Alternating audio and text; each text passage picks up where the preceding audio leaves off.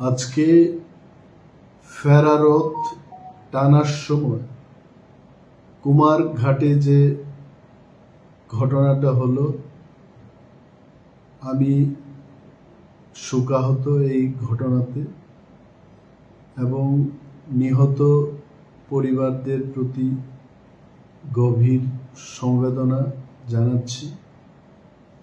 ভাবতে অবাক হয় যে এই রথটা যখন শুরু হয়, ফেরারত বলতে যা বুঝি এই পথ দিয়ে রথযাত্রা গেছে এবং আজকে উল্টো রথ টেনে আবার রথটাকে আনা।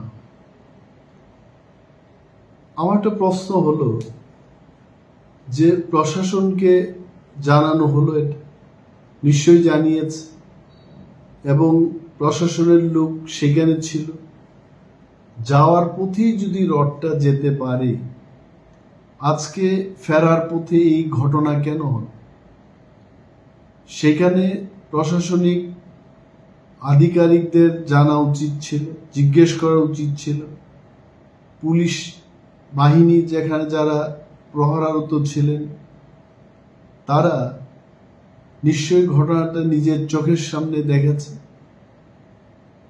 প্রশাসন যদি একটু অ্যালার্ট হয়ে কাজ করত, এই ঘটনাটাকে এড়ানো যেত এবং যারা এই দোষী, এই কাজে, এই ঘটনায় যারা যুক্ত, এই ঘটনাটা যাদের কারণে হয়েছে, দ্রুত এবং সুস্থ তদন্ত সরকারকে করতে হবে এবং শাস্তির ব্যবস্থা করতে হবে।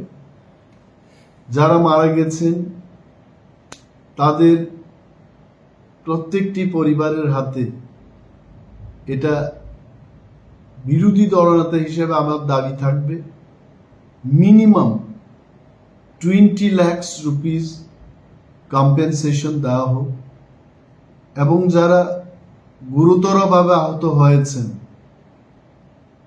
তাদের মিনিমাম 10 লাখ কম্পেনসেশন দেওয়া হোক। যারা চিকিৎসাধীন রয়েছেন এখন, তাদের সমস্ত চিকিৎসার ব্যবস্থা সরকারের খরচেই হোক এবং সরকারকে ফ্রি ট্রিটমেন্ট তাদেরকে করাতে হবে, এটা আমার দাবি থাকবে। অ্যান্ড দি কালপ্রিটস, যারা এই ঘটনায় যুক্ত, যাদের কারণে এই ঘটনা হয়েছে, আবারও বলছি, দ্রুত তদন্তের মাধ্যমে তাদের বিরুদ্ধে কঠোর ব্যবস্থা গ্রহণ করা হবে।